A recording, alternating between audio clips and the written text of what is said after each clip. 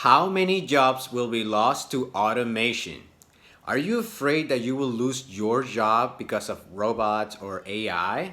If so, by the end of this video, you'll have 4 important aspects to remember when it comes to automation and what you can do to keep yourself safe. If you want to find and nurture your ideal occupation or business niche, subscribe to this channel and hit the notification bell so you know whenever a new video comes out.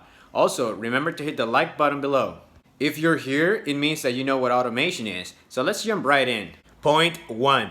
How many jobs will be lost to automation globally by 2030? There have been many studies about this, but one of the most comprehensive ones was one released in 2017 by the McKinsey Global Institute. In case you don't know what McKinsey is, it is one of the global consulting firms. They deal with the biggest companies in the world, Fortune 500 and all of those. And they basically have some of the best people when it comes to analyzing global trends, when it comes to analyzing businesses, when it comes to analyzing the public sector and everything that's going on from a business perspective. So when you talk about this, you're talking about people who have a lot of experience analyzing these kinds of subjects, and also some of the people who have gone to some of the best universities, done PhDs or done advanced degrees, and who tend to meet a lot of people in big places. Let's say big CEOs, government agencies, ministers, and they have access to a lot of information and a lot of very smart people. Also, another reason why we can put some credentials into why this report is so important is because it was very comprehensive.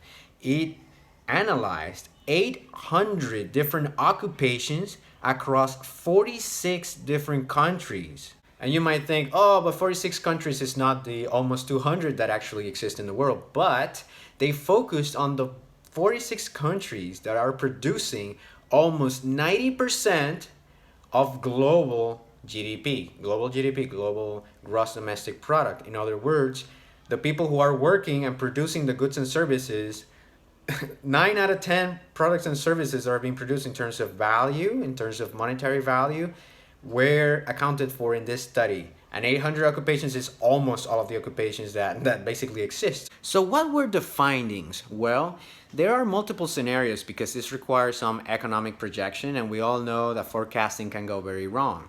But the worst case scenario, the worst in terms of how much automation is going to go, is 800 million jobs lost worldwide due to automation. Now that number is so big, sometimes we have a hard time making sense of it. But to give you an idea, that is 1/5 of the global population, of the global workforce. It means that 1 out of 5 people by 2030 will be completely out of a job, and another 1/3 of people will have to completely retrain so that they can keep their jobs. To give you an example of that, one of the occupations that is going very likely to go is telemarketers. But if telemarketers go because it's easy to automate for a machine, does that mean that sales will no longer be an occupation? No! Sales will forever stay. Sales will always be something that exists. Unless we go like very, very far in the future, but still, it's likely that you're still going to sell goods, services, ideas, all kinds of things, right? So basically what's going to happen if you are a telemarketer, in order to stay in sales, you're probably going to have to retrain yourself, gain new skills, do something else. Maybe do dealing with transactions of higher value, maybe doing different kinds of things when it comes to the sales aspect of the company. But that's just to give you an example of the kind of reach that this can have. Now, this is the worst projection done by the McKinsey study, the one that is estimated to be kind of in the middle. And this is important because usually when you have many different projections, you want to go with the one that's in the middle because it's the one that's going to minimize how wrong you were in the future based on the probabilities of each scenario. But that's going a little bit too deep. Let's just put it this way. The middle scenario is for 400 million jobs worldwide being lost to automation. Now, it's important to add that not every country will be hit equally. According to the study, developed countries like the US, Germany, Japan, Mexico are much more likely to be hit by the automation. Now, aside, if you're in Mexico and you're telling me, hey, we're still in a developing country or whatever, guys, your economy is one big deal. So even if you are still developing, you're one of the big ones. You're basically what, G20? But why will developed countries be hit harder? Countries with the stronger economies will be hit harder because of two reasons. First, they are much more likely to have the resources and the mental capital, the human capital, in other words, the people that are educated enough, trained enough, experienced enough, that they can actually develop the technologies and also implement them accordingly, right? The second reason is that those countries are the ones that also have the higher wages. For economic reasons that I'm not going to go into detail here, usually when workers have more of an more of a human capital, when they have more cognitive abilities, when they are able to add much more value in the global sense of the word, then their wages go up. So in developed countries, since they tend to have many more workers with higher abilities, generally speaking, that makes it so that the wages are higher. So if you are in a place, let's think of it as a business owner, and you have the ability to either hire a worker from home or someone abroad, and their productivity is similar, but because the person abroad has lower wages, you're going to want to go with someone who produces the same or close to the same, but costs you much less so that you can become more profitable. However, this is not about outsourcing, this is about automation. So if you're a business owner and you need someone in the office, or it's something that needs to be done in the country, and let's say it's a repetitive task, and yeah, you cannot hire someone from abroad, you cannot outsource it, but what can you do? Suddenly, with the technology advances, you can actually take out the workforce and save a lot of money on taxes that you gotta pay the government because you have an employee, benefits, and on the high wages of the employees.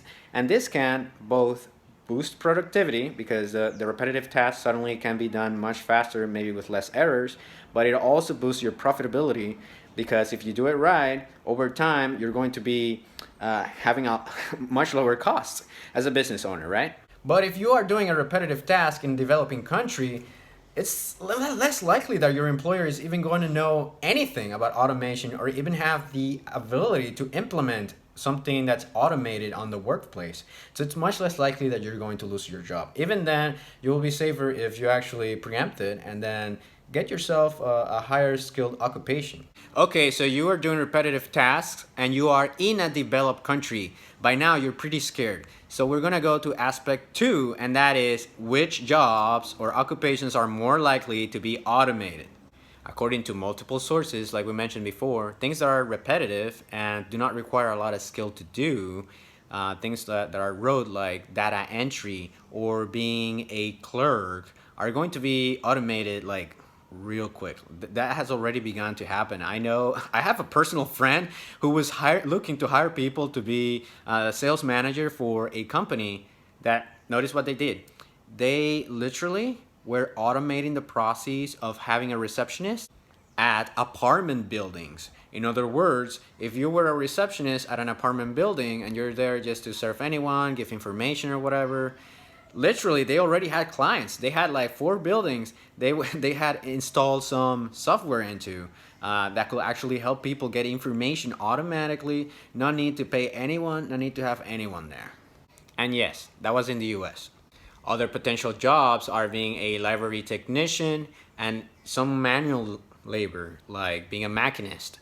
Anything that has a higher chance of doing a lot of repetitive tasks, anything that's easy to come in and just put a machine to do or train a machine to do. We also have the truck drivers, anything that's, again, if you can automate that, the usual ones that you've heard. You can go online also to search for more. This is not an exhaustive list, but the basic thing you gotta keep in mind is this something that's very easy, repetitive, that anyone else could do? Or is it something that requires a lot of training, a lot of skill, or a lot of, and we'll see later, human contact and empathy? Comment below if you're doing a repetitive task and you're looking for something else to do. Now, it will be mean of me to just tell you what's gonna go away without telling you some of the occupations that are more likely to stay. Part 3. Occupations with a low probability of being automated at any point. After learning from accounts of people who are at the forefront of dealing with AI and other automation tools, people have already tried to automate many different things that can be done.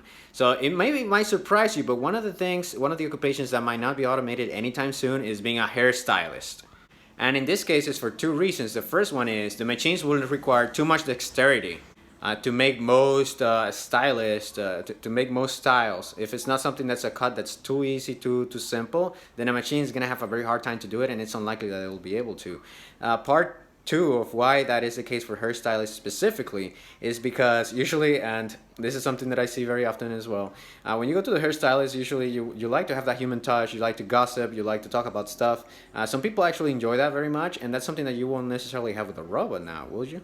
Similarly, many of the other occupations that are unlikely to be automated anytime soon, or at least are less likely to be automated, have to do with actual human touch, with having empathy for others. And in these, you can see teachers. I mean, how likely is it that you're going to have your kids learning from a robot instead of an actual human, even if it's online, even if it's something that's leveraging the media? But it's unlikely, right? Because we kind of like to learn from other people's experiences. When you think about that, think about anything from childcare, being a caretaker for elderly people. You can think about all the professions in the healthcare industry, as long as your role is not something that's super specifically repetitious. You can think of nurses, you can think of therapists, you can think of counselors, people who have to do with mental health, with being there, being empathetic, being able to help people go through some of the emotions they're going through. And similarly, with some of the physical challenges that they have, whether it's disabilities or whether you are a doctor at a hospital actually dealing with an actual physical condition.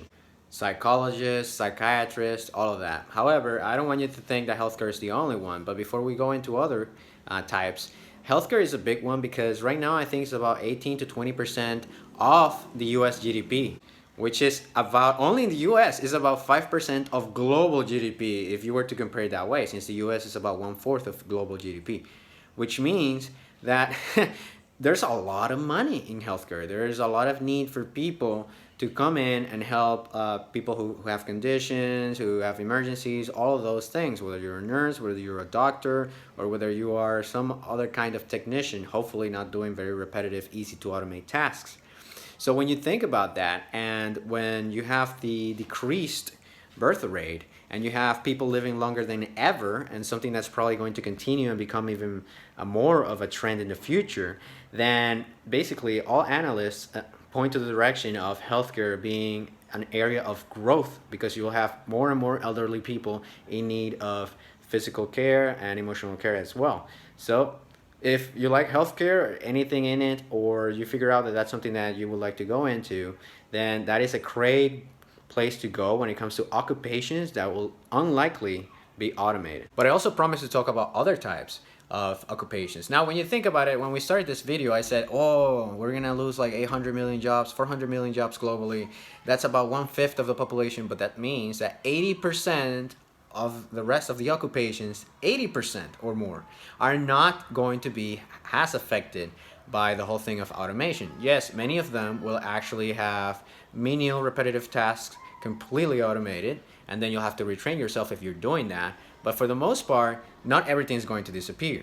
For example, one major big role that was mentioned in one of the studies, this one's for the McKinsey one, is that if you are a creative, or you are someone who's doing a lot of cognitive work, in other words, if you're a very high-end consultant, if you're a very high-end person who's an expert, even on AI, for example, or if you are a creative in the sense of performance artists, then it's very, very unlikely that you are going to be automated. And in fact, you're going to be at a higher premium, because as more repetitive jobs are taken out, the people who are displaced and then they have to learn new skills, they're going to have to jump into more creative slash more cognitive centric occupations, which means that the people who are better will be killing it.